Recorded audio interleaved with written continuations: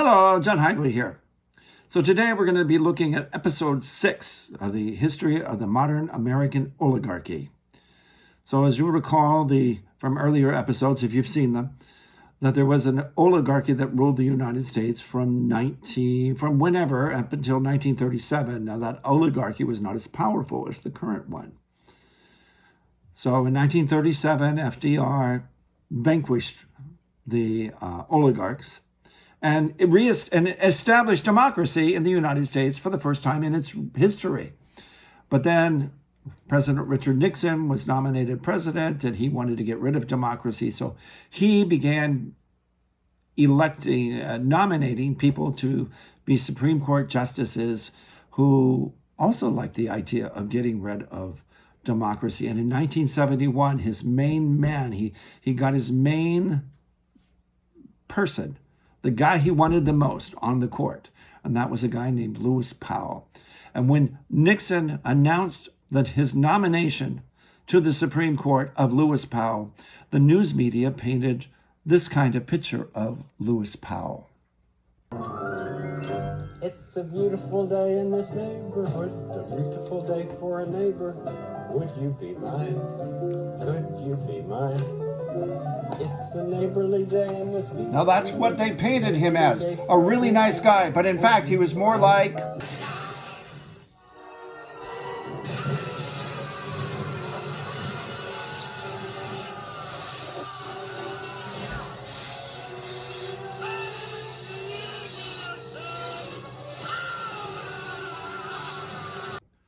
Now, why would I say that Lewis Powell was a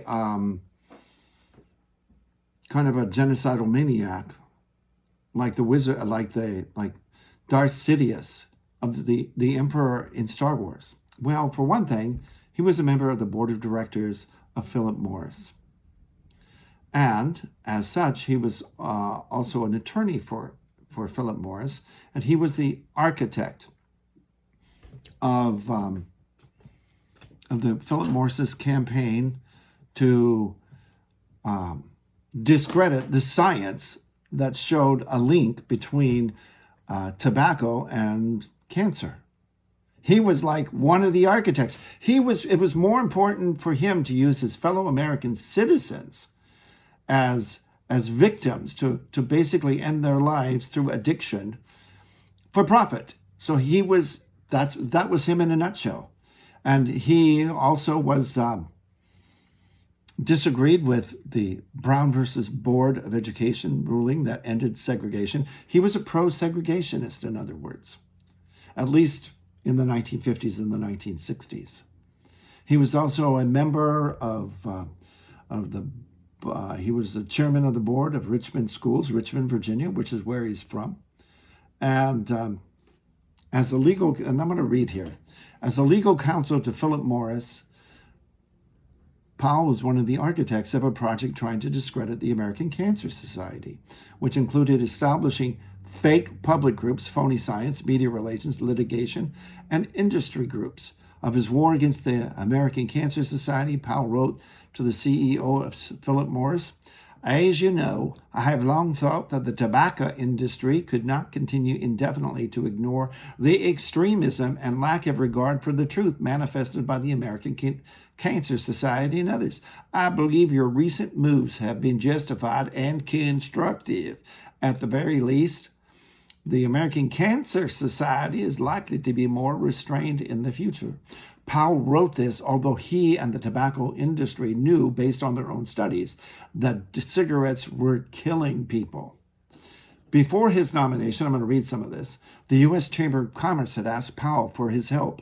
The Chamber commissioned from Powell a secret report, a strategic plan for reasserting corporate authority over the political arena.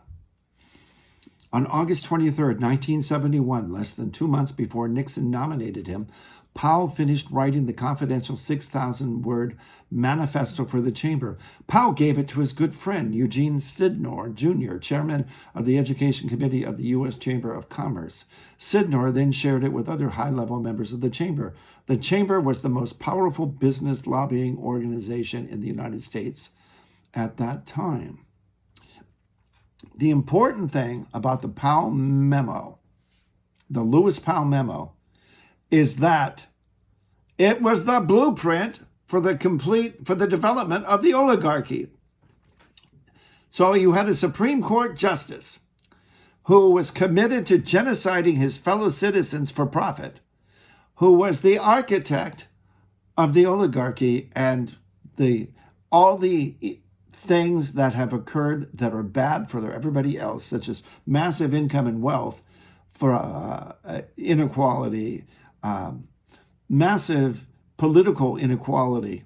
He's the architect of all of that. Anyway, Powell, reading again, Powell used explosive language to describe what was occurring in the United States in his, quote, confidential memorandum. His wording is meant to stir emotions by indicating an overpowering force was waging war against the business community. He wrote, quote, no thoughtful person can question that the American economic system is under broad attack. This varies in scope, intensity, and the techniques employed, and in the level of visibility, unquote. To Powell, the people uncomfortable living with polluted rivers, unsafe drinking water, constant war, unequal civil and political rights, and dangerous products were the enemy.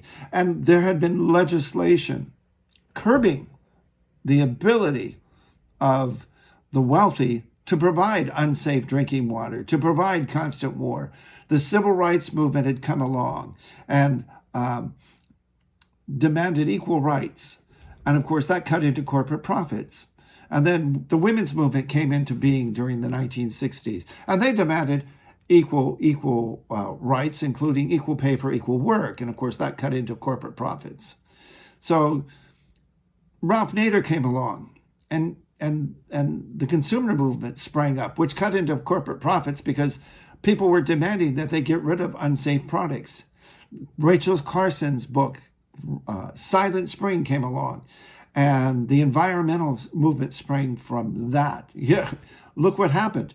You had all sorts of environmental laws coming along, and you bet that impacted corporate profits. And coincidentally, corporate profits are what drive the stock market higher. So corporate profits were kind of slowly skimming down, not by a whole lot, but they were skimming down. So from 1966 until 1970, there had been the Dow Jones Industrial, for example, something like 66 or 67 to 1970 or so, the Dow Jones Industrial had dropped by like 50%.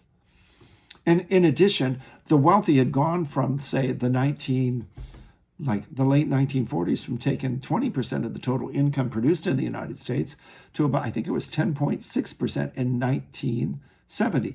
And the stock market is where 69 to 70% of the top 1%, and we're really talking about like the top 1/10 of 1%. That's where they get almost all their income, from 69 to 100% of their income and wealth. Anyway, getting back to what Lever News wrote.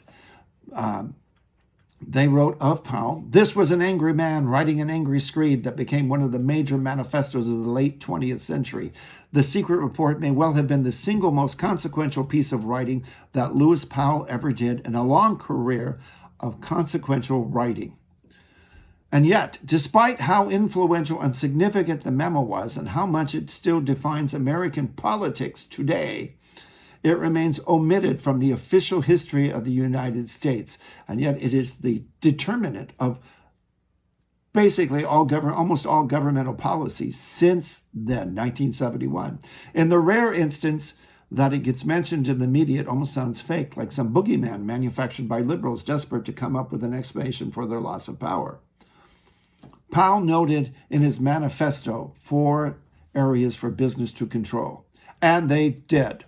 The political markets, education, K through university, kindergarten through university, the news media, and the political markets. They wanted massive corruption in the political markets, because when you have corruption in the political market, it favors the corruptors. And who has the most money? Well, the people with the most money are going to be the biggest corruptors and get what they want. Now, one last thing before I scoot on here, because the weather is really nice. It's sunny.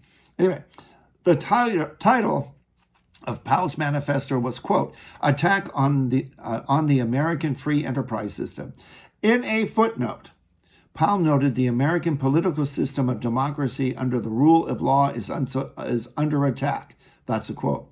So Powell was certain that popular demand for clean water, safe products, civil rights, voting rights, and an end to the Vietnam War, which was very profitable for the wealthy, women's rights, labor union rights, the minimum wage, Medicare, Social Security, and more, were attacks on the American political system of democracy and the American free enterprise system, rather than the unencumbered exercise of democracy for all the citizens of the United States.